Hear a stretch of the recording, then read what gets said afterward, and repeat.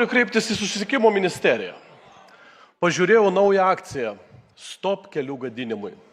Atrodo labai gražu, negalima gadinti kelių. Bet noriu atšviežinti 10 metų atmintį. Kodėl prieš 10 metų į Klaipėdą buvo atjungtos svarstyklės? Bet kodėl? Pasakysit, kažkas negerai. Ir prisiminkit, kodėl iš tam tikrų netgi teisėsaugos institucijų buvo atimta pririšimas nuo to, kiek surinksi baudų, kaip gerai gyvens ta institucija. Nes prasidėjo piknaudžiavimas. Institucijos darė viską, kad surinkti kuo daugiau baudų. Ir jom nerūpėjo, ar čia žmonėm gerai, ar verslui gerai, ar kam gerai. Tikslas surinkti kuo daugiau baudų. Ta pati Susisiekimo ministerija buvo padariusi su greičio matuokliais. Jie teoriškai buvo skirti, kad neviršytumėm greičio, kad būtų saugumas keliuose, o baigėsi tom, kad jie matuokliai buvo dedami bet kur, kad surinkti kuo daugiau baudų. Nes tos baudos keliavo į tam tikrą kišenę. Dabar pasirodo, vėl turim tą pačią bėdą. Kadangi baudos surinktos keliuose keliauja į kelių fondą. Ir vėl ministerija suinteresuota surinkti kuo daugiau baudų. Yra tokia baudžiamoji teroristinė organizacija, terrorizuojanti Lietuvos verslą, transporto inspekcija vadinasi. Dar tiksliau, transportiniai. Tai jiem suteikė daugiau galių. Įlėjo finansinio dopingo, kad jie prisipirktų kuo daugiau įrangos ir surinktų kuo daugiau baudų. Kas buvo prieš dešimtmetį? Ką ši institucija veikia? Aš jums priminsiu.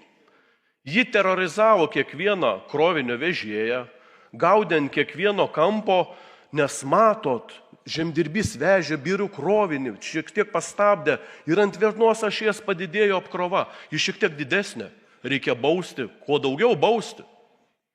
Tai prasidėjo baudų rinkimas. Tada pradėjo terrorizuoti uosto įmonės, lysti į uosto įmonių teritorijas, išrašinėti baudas tiesiog eilėse stovintiem vilkikam, nes surasdavo prie ko prisikabinti. Dabar mes jau matėme situaciją, kai uosto teritorijoje tie patys transportiniai vėl pradėjo siautėti.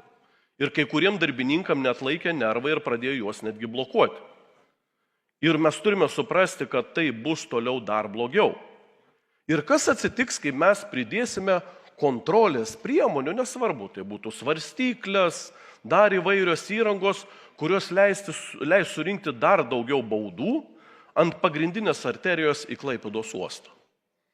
Kas tada atsitiks? Vežėjai turės, kaip okupacijos metais, tapti knygnešiais, kurie šalutiniais keliukais, pamiškėm, miškais bandys pristatyti krovinį į Klaipėdos uostą, nes jis neturėjo kur pasisverti. Ir galbūt viršijo toną ar 2 savo svorį. Jis turės vėl slėptis, lakstyti pakampiais, bet gali atsitikti ir kitas scenarius, kaip su sąsiaurio blokada. Institucijos pradės įblokuoti, riboti, tada verslas vežėjai vežantis krovinius neapsikentę užblokuos visą Klaipėdą. Ar mums to reikia?